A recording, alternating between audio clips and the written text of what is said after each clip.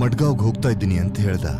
Suddenly manager ಕಾಲ್ ಬರ್ತಿದೆ ಅಂತ ಹೇಳಿ ಕಾಲ್ ಹೋಲ್ಡ್ ಮಾಡಿ ಮ್ಯಾನೇಜರ್ ಜೊತೆ ಮಾತಾಡಿ ಅರ್ಜೆಂಟ್ ಮೀಟಿಂಗ್ ಇದೆ ಹೋಗ್ತಾ ಇದ್ದೀನಿ ಅಂತ ಹೇಳಿ ಕಾಲ್ ಕಟ್ ಮಾಡ್ದ.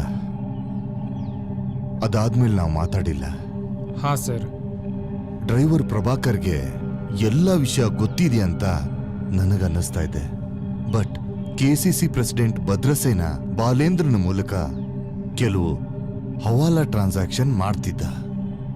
ಆ ಟೈಮ್ನಲ್ಲಿ ಇಡೀ ಅವನ ಮೇಲೆ ರಣಹದ್ದುಗಳಂತೆ ಹಿಂದೆ ಬಿದ್ರು.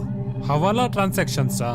ಎಸ್, ಅವನು ಪ್ರತಿಯೊಂದು ಹವಾಲಾ ಟ್ರಾನ್ಸಾಕ್ಷನ್ ಮಾಡುವಾಗ ಇಡಿ ಅವನ ಮೇಲೆ ರೇಡ್ ಮಾಡ್ತಿತ್ತು.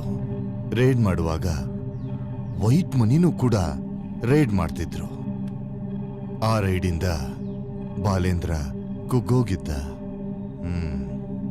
ಬಾಲೇಂದ್ರ, ಯು ಡೋಂಟ್ ವರಿ, ಎಲ್ಲಿ ತಪ್ಪಾಗಿದೆ ಅಂತ ಕಂಡಿಡಿಯೋಣ. ಇದನ್ನ ನಾನು ತುಂಬಾ ಚೆನ್ನಾಗಿ ನೆಡ್ಸ್ಕೊಂಡ್ಬಂದಿದ್ದ ಕಂಪನಿ, ಹಾಗೆ ತುಂಬಾ ಕಷ್ಟಪಟ್ಟು ಸ್ಟಾರ್ಟ್ ಮಾಡಿದ ಕಂಪನಿ. ಇವಾಗ ಎಲ್ಲ ನನ್ನ ಕಣ್ಣು ಮುಂದೆನೆ ಕುಸಿದೋಗ್ತಿರೋದನ್ನ ನೋಡಕ್ಕೆ ಆಗ್ತಿಲ್ಲ ಜಗನ್.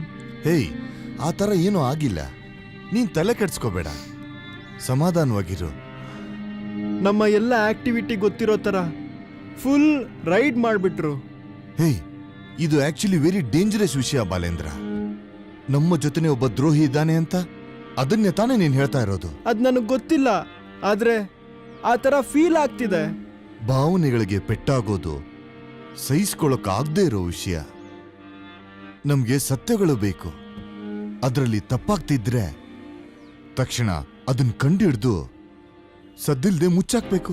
ನನಗೆ ಕಂಪ್ನಿ ಬಗ್ಗೆ ಭಯ ಆಗ್ತಿದೆ, ಆದ್ರೆ ಆ ಭಯ ಜೀವಂತವಾಗಿರ್ಬೇಕಾದ್ರೆ ನನ್ನ ತಿಂತಾ ಇದೆ.